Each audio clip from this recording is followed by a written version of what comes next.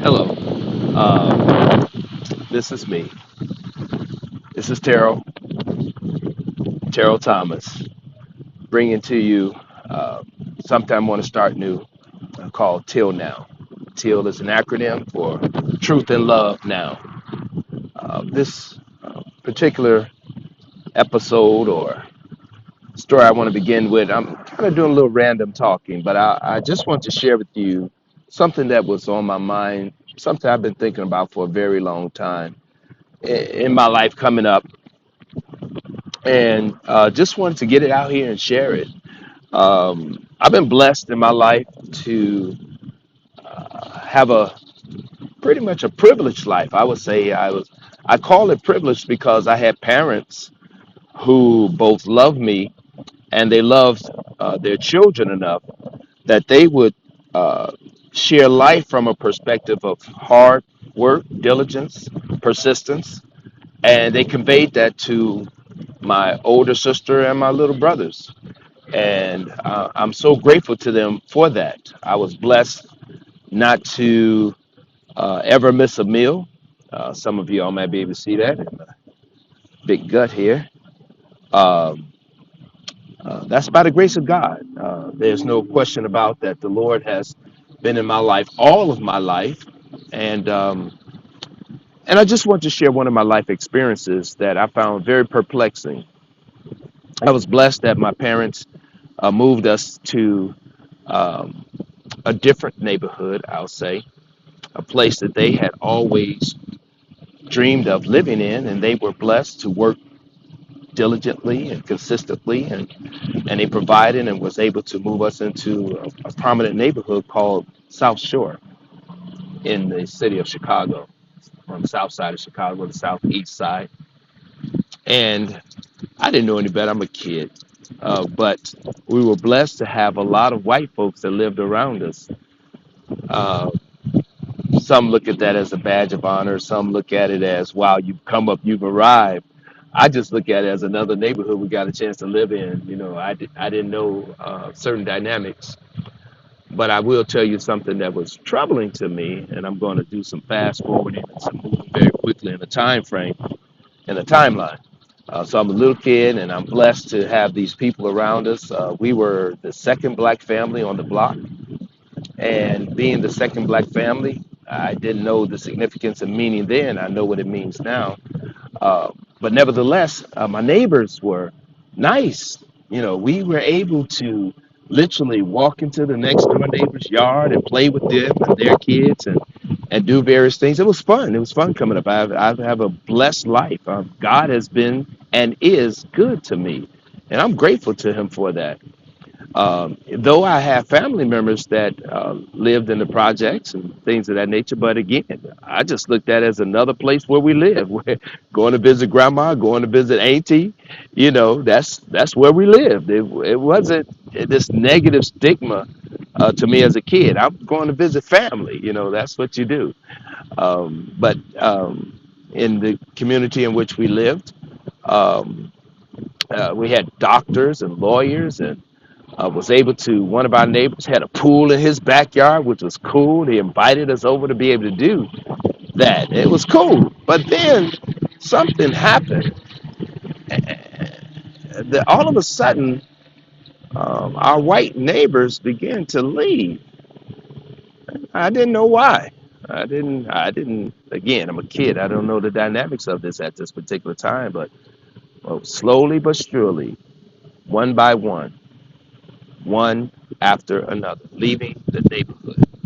Then I grew over, fast forward, growing up, start hearing things about white flight and that the reason why when blacks move into neighborhoods that the property value goes down and white folks all of a sudden can't live next door to us and all this kind of stuff. I was like, what is going on here? And I had to scratch my head at this dilemma.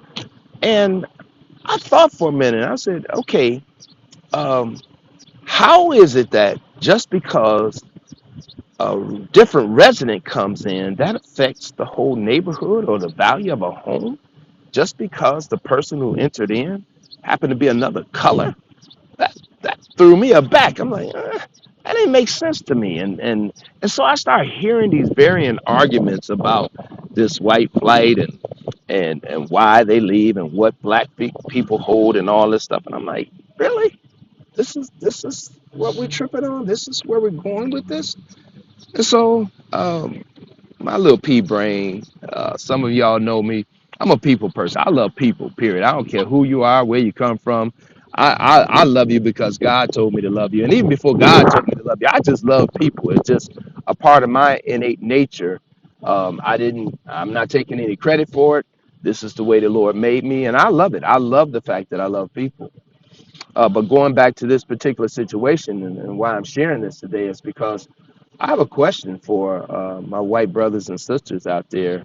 Um, why? Why would you leave the comforts of your home in a neighborhood that you love just because I showed up?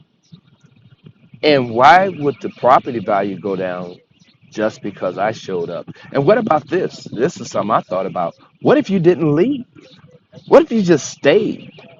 And if you had any questions, why couldn't you knock on my door and pose some questions to me? Why couldn't we just learn to be friends and come along? And what if it is true that when a black person moves into property value, how come you couldn't share that with me and tell me the why? And then probably the two of us together could sit down and we could fix that problem, that issue. Because I know if I'm living in a particular place and I find out a particular something, if it takes place in my neighborhood, that the value of where I live and where I stay would depreciate based on this particular thing happening, I know what I would do. I would go and address the thing, whatever that thing may be. Maybe it's because I didn't mow my lawn. Maybe it's because I didn't paint my house. Well, those are easy solutions to a simple problem. Let's paint the house and instead of leaving, why couldn't you stay and teach or share or come alongside with? Why not be community? That's where I'm at with this. I am a firm believer that wherever you live, you can make it better by making, first of all, wise decisions and good decisions. Another thing is by working collectively together, we can come together and make every neighborhood a good neighborhood, a well neighborhood, a neighborhood of healthiness. Healthiness in the context of people getting along with one another because they share with one another in harmony and heart and mind. This word to you that I would give you is that listen, stop leaving. Why don't you stay? Why don't you share out of your heart? Why don't you come alongside? Why don't you become an inclusive individual and person instead of exclusive? Why don't you find out what makes me tick and I can find out what makes you tick? And if we ticking together, we can make our communities a better place to live. So um, just threw that out there for today. It was one of those rambling thoughts. I do apologize for rambling on, but this is truth and love now. We need to tell the truth to one another now. Now is the time that we need to come together because we're in some trying times here.